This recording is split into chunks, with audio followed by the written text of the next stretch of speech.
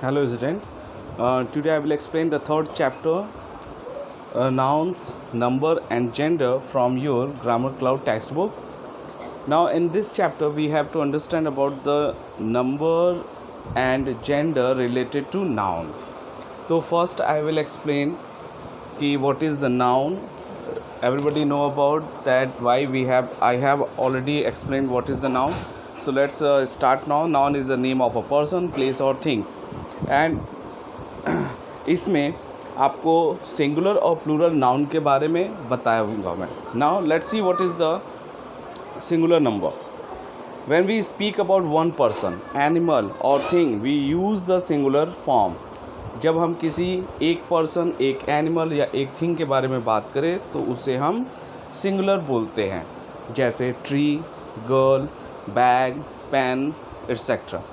Plural क्या होता है? जब हम एक से ज़्यादा, नाउ टू और मोर पर्सन, एनिमल और थिंग्स की बात करें तब हम उसे प्लूरल नंबर बोलते हैं, जैसे trees, girls, bags, pens, etcetera.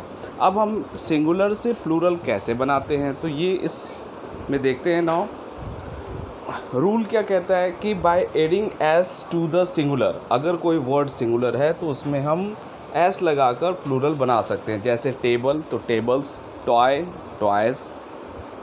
Bye adding E S to nouns ending in X, C H, S, S H, double S, कि अगर किसी वर्ड के लास्ट में X, C H, S, S H और double S आ रहा हो तो उसको प्लूरल बनाने के लिए हम ई एस उसमें ऐड कर देते हैं, जैसे फॉर एग्ज़ाम्पल वैक्स तो waxes, match matches, bus buses, bush bushes, class classes.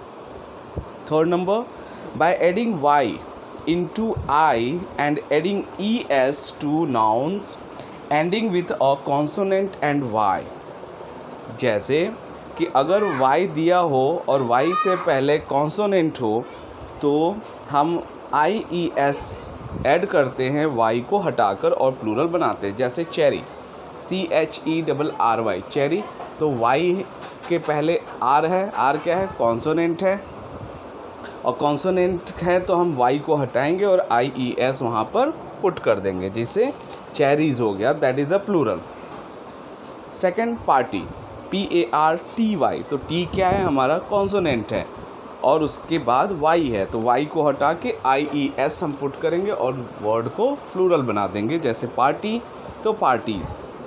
Next, by adding s to the nouns ending with a vowel and y, कि अगर किसी वर्ड के लास्ट में y हो और उसके पहले वॉवेल हो तो हम केवल s पुट करके उसको प्लूरल बना सकते हैं, जैसे जॉय, JOY, तो y से पहले o है और o रिप्रेजेंट करता है वॉवेल को. वॉवेल कितने होते हैं? 5 होते हैं, A, E, I, O, U. तो वॉवेल है तो हम वहाँ पे y के साथ s पुट कर देंगे और हमारा ये जो वर्ड है वो प्लूरल में कन्वर्ट हो जाए, जैसे जॉय तो जॉयज़. सेकेंड, डंकी, तो EY है तो y के पहले E है जो हमारा वॉवेल है, तो हम s पुट करेंगे और डंकीज़ बना देंगे प्लूरल. नेक्स्ट है, by adding ES to the nouns ending with a consonant and O, अगर हम सिंगुलर से प्लूरल बनाने के लिए किसी वर्ड के लास्ट में कॉन्सोनेंट हो और उसके बाद ओ हो लास्ट में, तो हम उसमें ES ऐड करके प्लूरल बना सकते हैं, जैसे पोटैटो, तो ओ लास्ट में क्या है? हमारा वॉवेल है और उसके पहले क्या है? T कॉन्सोनेंट है, तो हम वहाँ पर ES ऐड करेंगे और पोटैटोज़ हमारा प्लूरल हो जाएगा. फिर मैंगो तो मैंगोज़, हीरो हीरोज़. तो यहाँ पे ध्यान रखना है आपको, कॉन्सोनेंट होना चाहिए लास्ट के पहले वाले लेटर में.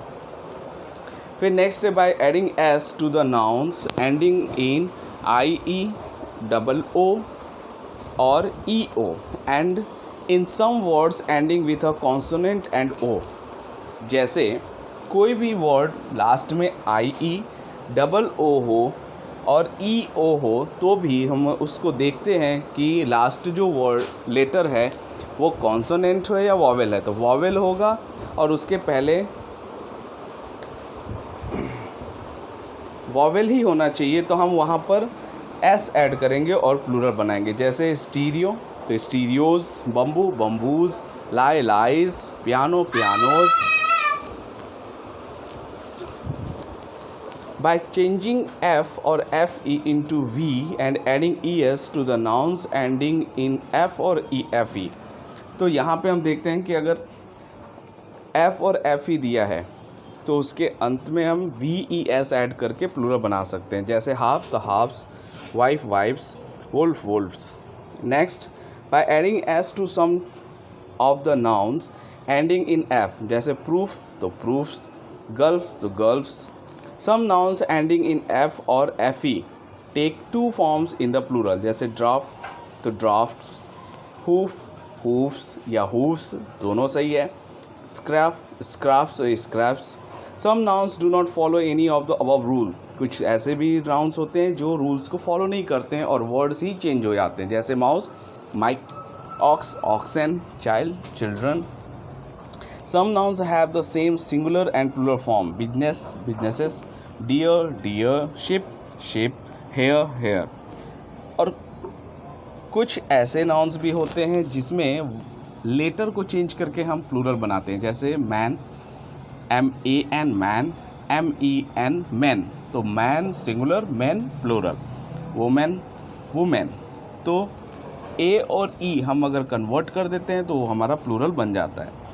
फिर compound nouns generally form their plural by adding S to the main noun, जैसे फादर इन लॉ, तो फादर्स अगर हम कर दे तो हमारा वो प्लूरल हो गया, fathers in law. Stepson stepsons we can convert into a plural. Some words are generally used in a singular form, जैसे machinery, innings, scenery, politics, poetry, clothes, thanks, ये सब सिंगुलर फॉर्म में ही यूज़ होता है।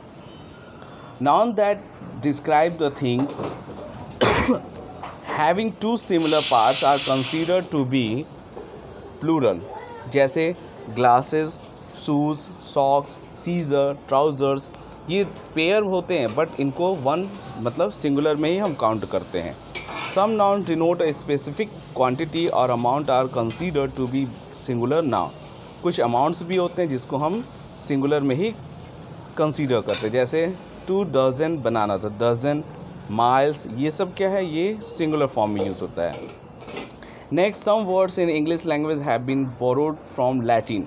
सम nouns of Latin origin ending in US form their plural by adding ES। Example campus तो campuses, virus तो viruses. तो कुछ वर्ड्स ऐसे हैं जो लैटिन वर्ड से लिए गए हैं, क्योंकि इंग्लिश जो है वो बॉर्न हुई है लैटिन वर्ड से, और वहाँ पर हम लैटिन वर्ड्स को उसी फॉर्म में यूज़ करते हैं, वहाँ पे हम प्लूरल यूज़ जैसे नहीं करते। जैसे आपके सामने एग्जांपल मैंने बताया, campus campuses, virus viruses. Now let's see that the exercise A, rewrite the following sentence correctly. यहाँ पे आपको सेंटेंस जो है वो करेक्ट करना है, सिंगुलर और प्लूरल को ध्यान में रख के। फिर next, gender. Next lecture I will explain the gender. Thank you.